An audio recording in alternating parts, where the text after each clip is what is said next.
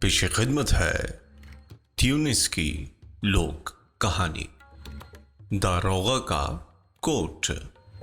اس کا ترجمہ کیا ہے انور خان نے اور میں ہوں آپ کے ساتھ فیصل سعید سرخام۔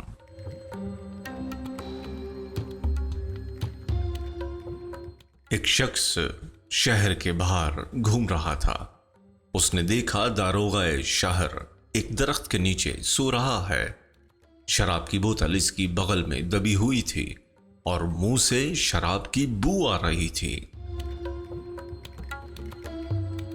داروغہ خراٹے لے رہا تھا۔ اس نے بڑے اطمینان سے داروغہ کی نئی اونی قبا اتار لی اور وہاں سے رخصت ہو گیا۔ شراب کے نشے اور نیند میں اسے پتہ ہی نہ چلا۔ جب داروغہ کی آنکھ کھلی اور شراب کا نشہ اترا تو اس نے دیکھا کہ اس کی نئی قبا غائب ہے۔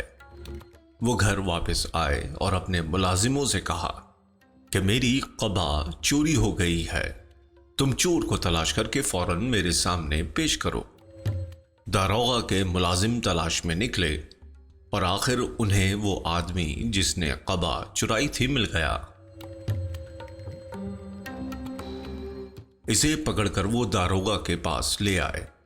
داروغہ کو اپنی قبا دیکھ کر بہت خوشی ہوئی۔ وہ دیر تک اس پر ہاتھ پھیرتا رہا۔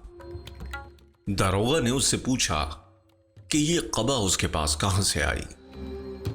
اس شخص نے جواب دیا کہ جناب، میں شہر کے باہر گھوم رہا تھا تو میں نے دیکھا کہ بے ایمان شراب کے نشے میں دھت پڑا ہوا ہے۔ میں نے اس کے منہ پر تھوکا اور اس کی قبا اتار لی، لیکن اگر آپ کا یہ دعویٰ ہے کہ یہ قبا آپ کی ہے تو آپ اسے بخوشی لے سکتے ہیں۔ داروغہ کو غصہ تو بہت آیا مگر کیا کرتا۔ اس نے کہا،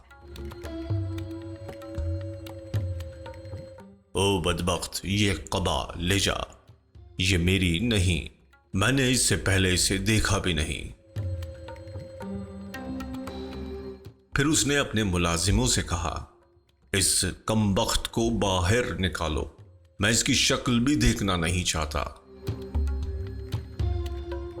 اس شخص نے مزے سے قبا لی اور باہر چلا آیا۔